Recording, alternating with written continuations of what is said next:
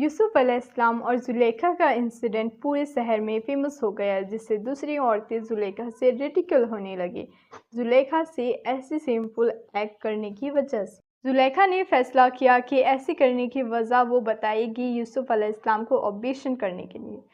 زلیخا نے عورتوں کو اپنے گھر کھانے میں بلایا اور انہیں فروٹ سرو کیا نائف کے ساتھ۔ جب عورتیں بات کرنے میں بزی تھیں اور اس وقت کو انجوائے کر رہی تھی while cutting the fruits، Zulaikha نے یوسف علیہ السلام کو ہال میں بلوایا۔ جب یوسف علیہ السلام ہال میں انٹر ہوئے، ویمن انہیں دیکھتی رہ گئی۔ ان کی بیوٹی کے اسٹینسمنٹ میں انہیں احساس ہی نہیں ہوا۔ فروٹ کٹ کرنے کے بجائے انہوں نے اپنا ہاتھ کاٹ دیا۔ زلیخا نے سب کے سامنے کنفرنٹ کیا اور بتایا کہ یہ یہی آدمی ہے جس کے لیے اس کی فیلنگز ڈیولپ ہوئی اور وہ بدنام ہو گئی۔ ہال میں بیٹھی عورتیں ان کی پوائنٹ سمجھ رہی تھیں ایز وہ سب اسی کشتی کے سوار تھے۔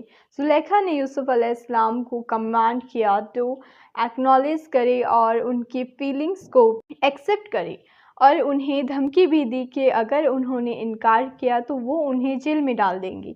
یوسف علیہ السلام نے جواب دیا، میرا رب جیل مجھے اس سے کئی زیادہ پسند ہے جو آپ مجھے کرنے کو کہہ رہی ہیں۔ زلیخا نے اپنے ہسبینڈ العزیز کو کنونس کیا کہ یوسف علیہ السلام کو جیل میں ڈال دیں سو دیٹ سوسائٹی میں ان کی پریسٹیج اینڈ آنر بنی رہے۔ العزیز جانتا تھا کہ یوسف علیہ السلام انوسنٹ ہے، but nevertheless he agreed to his wife۔ یوسف علیہ السلام کو بنا کسی جرم اور غلطی کے جیل میں ڈال دیا گیا۔ یہ ان کی تھرڈ آزمائش تھی اور ہمیشہ کی طرح انہیں اللہ پر بھروسہ تھا۔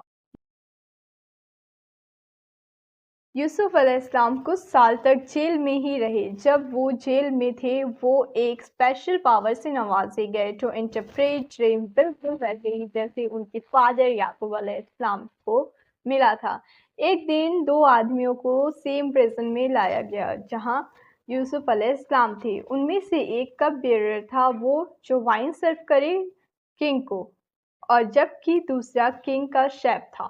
یوسف علیہ السلام کا سیل میٹ سے کسی ایک نے ایک عجیب خواب دیکھا۔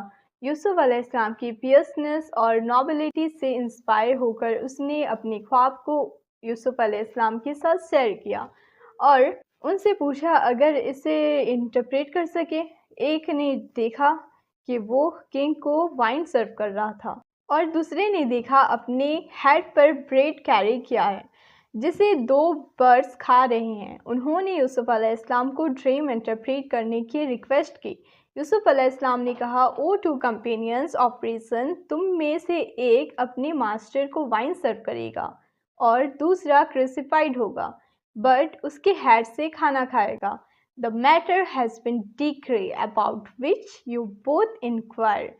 یوسف علیہ السلام جان گئے تھے کہ کپ بیئرر ریلیز ہوگا اور انہوں نے کہا کپ بیئرر سے کنگ کے سامنے مجھے مینشن ضرور کرنا۔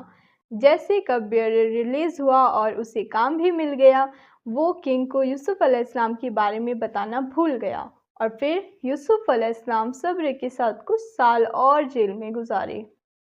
ایک دن ایجپٹ کے راجا نے ایک عجیب ڈریم دیکھا۔ اس نے اپنے آدمیوں کو بلوایا اور کہا کہ کوئی ہے جو ان کے ڈریم کو انٹرپریٹ کرے۔ کپ بیئرر اب یاد آ گیا یوسف علیہ السلام کے بارے میں اور ان کے ڈریم انٹرپریٹ کرنے کی پاور کے بارے میں۔ کنگ نے کپ بیئرر کو یوسف علیہ السلام سے ملنے جیل بھیجا and get his dream interpreted۔